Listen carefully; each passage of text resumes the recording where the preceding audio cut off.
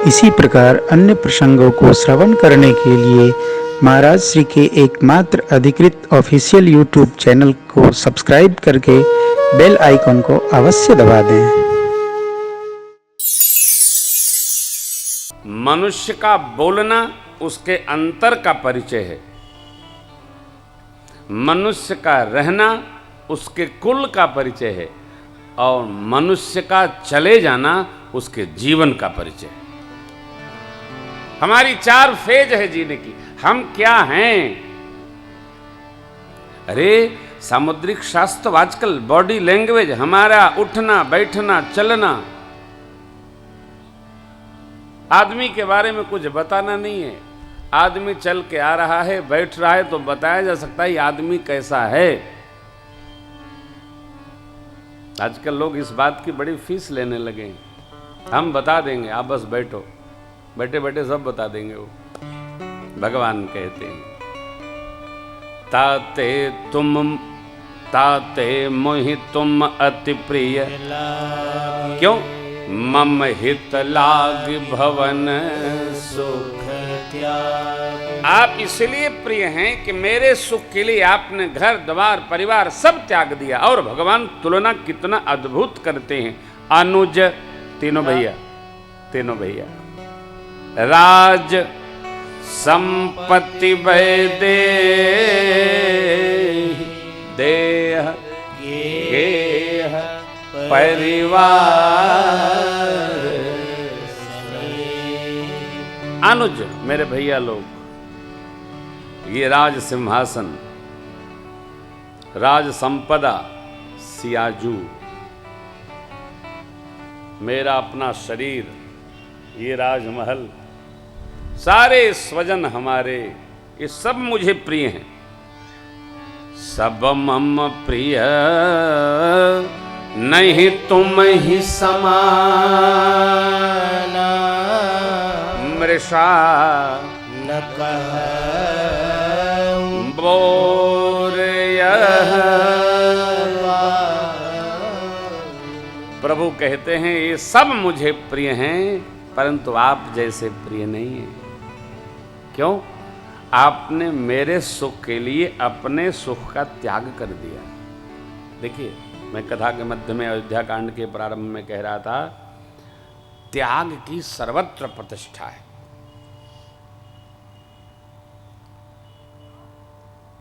हम आप कलयुग में रहते हैं, कलयुग में रहेंगे और सतयुग की बात करते हैं। कैसे संभव है? असंभव। आज दिन है रविवार, सूर्य भगवान का वार है। रविवार को शनिवार की बात करना बुद्धिमत्ता नहीं है, उच्च कोट की बुद्धिहीनता है। ऐसा हो जाना चाहिए, वैसा हो जाना चाहिए। अरे भाई, हो तो सब कुछ जाना चाहिए, लेकिन आप कर सकते हैं क्या? पर उपदेश कुशल बहु तेरे, जे आचरहित नर न घनेरे।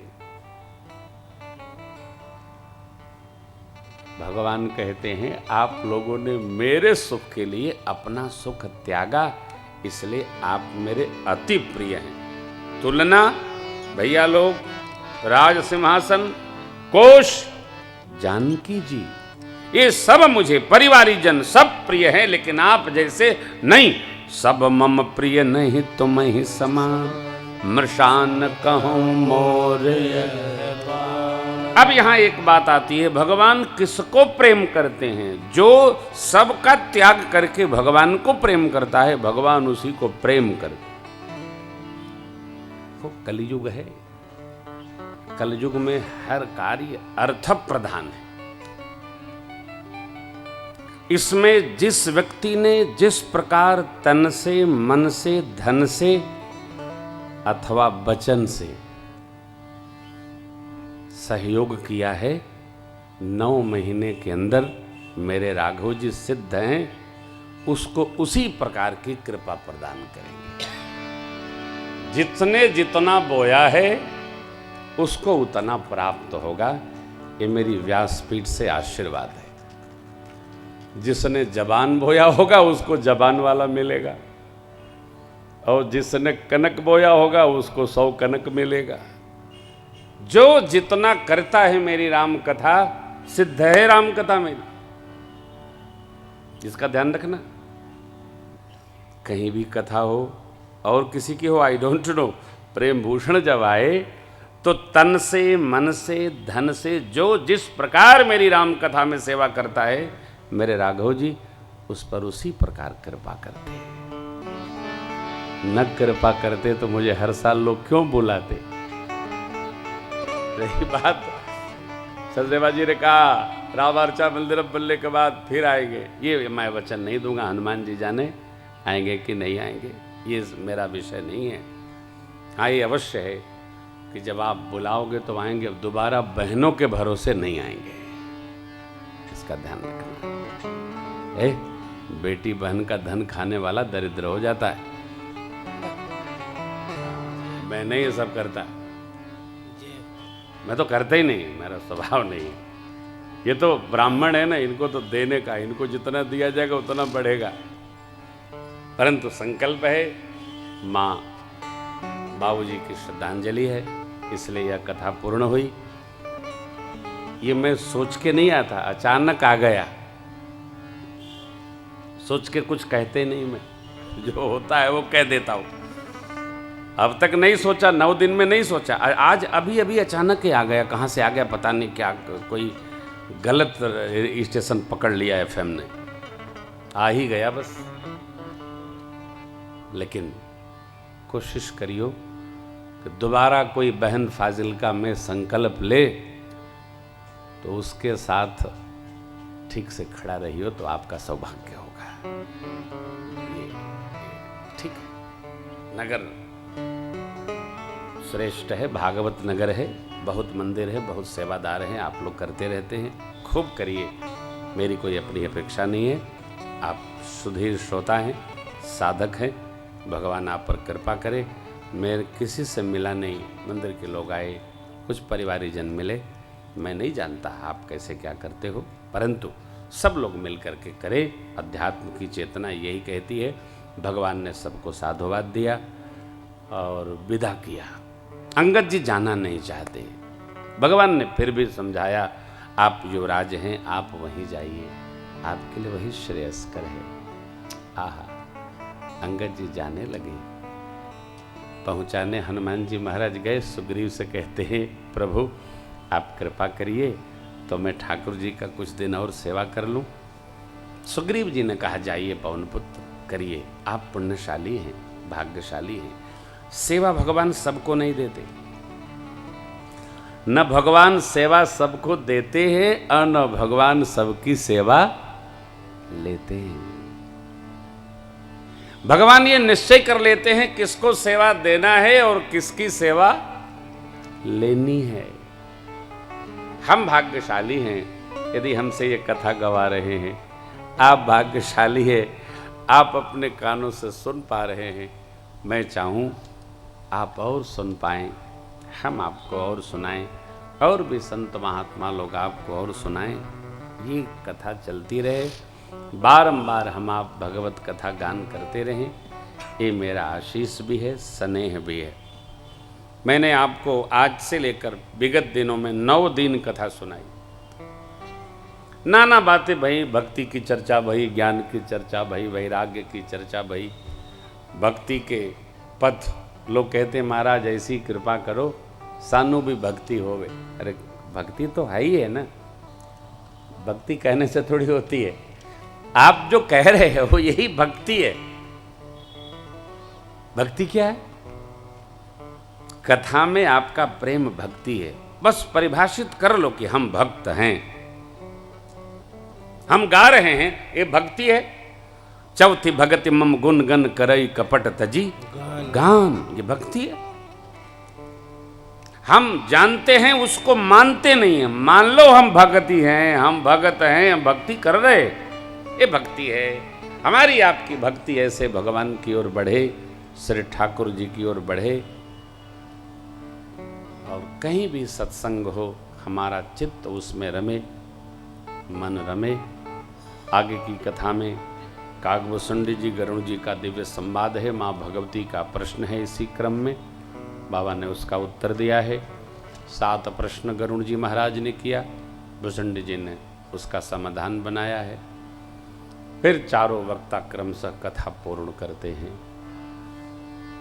याज्ञवल्क्य जी भरद्वाज जी के प्रति कथा पूर्ण करते हैं, गरुण जी महाराज के प्रति कागभूषुंडी जी पूर्ण करते हैं, बाबा मैया के प्रति पूर्ण करते हुए पूछते हैं, देवी अब का कहूँ सो कहो भवानी।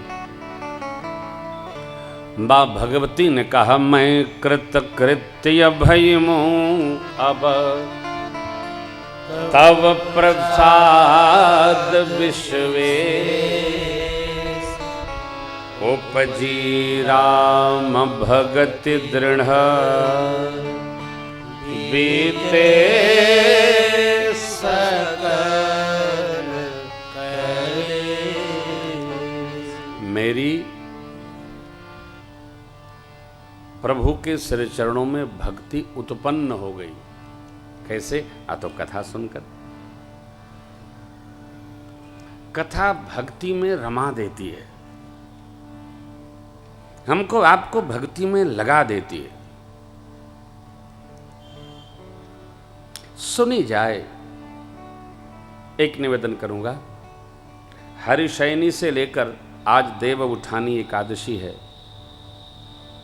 महात्मा लोग अपनी अपनी कुटिया में चातुर्मास्य कर रहे होंगे। आज देवोत्थानी एकादशी के साथ सभी महात्मा अपने आश्रमों से बाहर निकलेंगे और भ्रमण पर चले जाएंगे। भागवत जनों को आनंद प्रदान करने के लिए श्री अवध में परिक्रमा चल रही है। दिव्य द्वादशी, त्रयोदशी, चतुर्दशी और पूर्णमासी गुरुदेव भगवान नानक स्वामी के जयंती पर्व तक, यह अक्षय नवमी से पूर्णिमा तक का समय परम पुण्य का है। इसलिए पूर्णिमासी तक आप सब लोग अपने अपने क्षेत्रों में, मंदिरों में, गौशाले में, जहाँ सक्षम अक्षम लोग मिले, थोड़ा थोड़ा अन्न दान अवश्य करिए, द्रव्य दान करिए, वस्त्र दान करिए। दान, यह दान, इस कार्तिक मास का दान बहुत पुण्यदायी है, पुण्य फलदायी है। गंगा जल का थोड़ा पान करिए, गंगा जल से संभव हो तो एक बूंद डाल के स्नान करिए। स्मरण रहे, बाल्टी में पहले गंगा जल पड़ता है, फिर सामान्य जल उसमें भरा जाता है। भरी बाल्टी में गंगा जल की बूंद डालने से वो गंगा जल का स्नान नहीं माना जाता है, शास्त्रों में इसका निषेध किया गया है। गंगा जल तली में हो, फिर ऊपर से जल भरना चाहिए।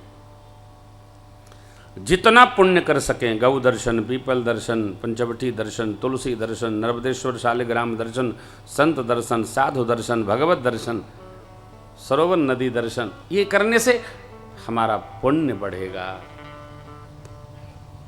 दान करने से धर्म सिद्ध होता है। कलयुग में प्रकट 4 पद धर्म के, कलिम हुए एक प्रधान, जैन के निविद दीन है, दान करे कल्याण। तो दान करिए, थोड़ा पुण्य करिए। आप कोई खर्च नहीं, खर्च रहित पुण्य, पूर्णिमासी तक जितना कर सकते हो कर जाओ। किसी की बिटिया का ब्याह में कुछ दे दीजिए, कुछ दीजिए, लेकिन मौन होकर। चोंच न बजाइए, मैंने ये दे दिया, मैंने वो दे दिया। दान देकर कहने से अपना पुण्य नष्ट होता है, दान की महिमा घटती है। दे दिया, इस हाथ ने दिया तो इसको खबर नहीं चलनी चाहिए। गाने के लिए नहीं देना चाहिए। गाने से पुण्य छिजता है, छिजता माने घटता है। करिए, और ये निरंतर अभ्यास रहे। करना है, करना है, करना है। जिसके मन में रहता है वो न सक्षम होगा तो करेगा, थोड़ा करेगा। 250 ग्राम आटा देगा, 5 ग्राम दाल देगा, 1 ग्राम घी देगा, कुछ तो किया।